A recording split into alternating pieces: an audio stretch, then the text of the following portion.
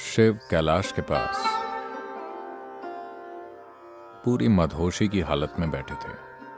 पूरे भारत में खबर फैल गई कि वहां एक आदमी बैठा हुआ है, इतना शानदार आदमी कि धीरे धीरे साल दर साल लोगों ने वहां की यात्रा करनी शुरू कर दी। एक लड़की थी जो हिमालय राज्य की राजकुमारी थी। उसका नाम था पार्वती। जब उसने ये सुना, वो बोली, मैं जाकर उन्हें देखना चाहती हूं। उसने जैसे ही उन्हें देखा, वो उनसे पूरी तरह अभिभूत हो गई। वो बोली, मैं शादी करूंगी तो सिर्फ इसी आदमी से। फिर किसी और ने साजिश रची और वो विवाह के लिए तैयार हो गए। एक भव्य शादी आयोजित की गई। सारे महत्वपूर्ण लोग वहां मौजूद थे। दुल्हन सजी संवरी बैठी थी। हर कोई दूल्हे का इंतजार कर रहा था। और फिर दूल्हा आया। शिव अंदर आए।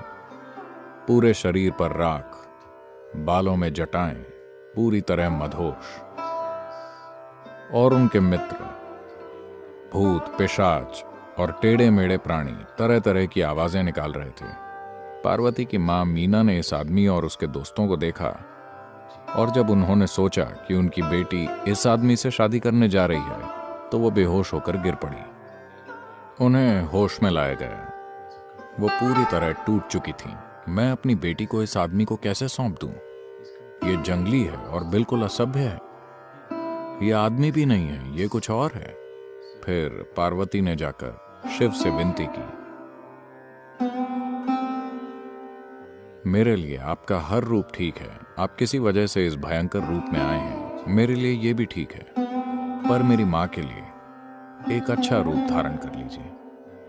उन्होंने कहा, ठीक है, और बहुत सुंदर और भव्य रूप धारण कर लिया। उस रूप को सोम सुंदर कहा गया। मदहोश मगर सुंदर। वो पूरी तरह नशे में धुत थे, आंखें चढ़ी हुई थी, मगर वो बहुत खूबसूरत बन गए। फिर मीना होश में आई और वहां खड़े इस शानदार शख्स को देखा और बोली, मैं अपनी बेटी का हाथ इस व्यक्ति को सौंपना चाहूंगी, उसे नहीं। मदहोशी ध्यान मग्न होने का एक महत्वपूर्ण गुण है। अगर ये नहीं होगा, अगर आप मदहोश नहीं होंगे, तो आप सहज होकर कैसे बैठेंगे? ये भयंकर परेशानी होगी। सिर्फ इस तरह बैठे हुए किसी चीज पर ध्यान केंद्रित करने की कोशिश। इसलिए ये शिव का मूल गुण है। तो उनके सिर पर चंद्रमा है, जो इस बात का प्रतीक है कि वो हमेशा खुद ही मदहोश होते हैं, किसी पदार्थ से नहीं। शिव के लगातार सोमरस पीने का मतलब है वो शराबी नहीं थे। वो बस उस चांदनी को पीते रहते थे, जिसे वो हमेशा अपने बालों पर रखते थे, और लगातार मदहोश रहते थे। ये आनंदित स्थिति अपने आप में एक लक्ष्य नहीं है।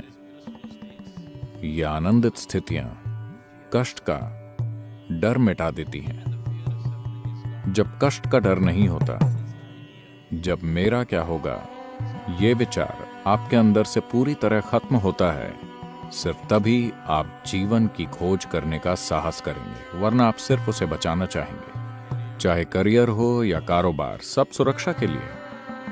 शादी सुरक्षा के लिए। सब कुछ सुरक्षा से जुड़ा है। जब तक कष्ट का डर लगातार अपनी भूमिका निभा रहा है, आप जीवन के गहरे आयामों में जाने का साहस नहीं करेंगे। सिर्फ जब आप इस तरह मदहोश मगर पूरी तरह सजग होते हैं, तभी कष्ट का डर नहीं होता। आप कहीं भी जाने के लिए तैयार होते हैं।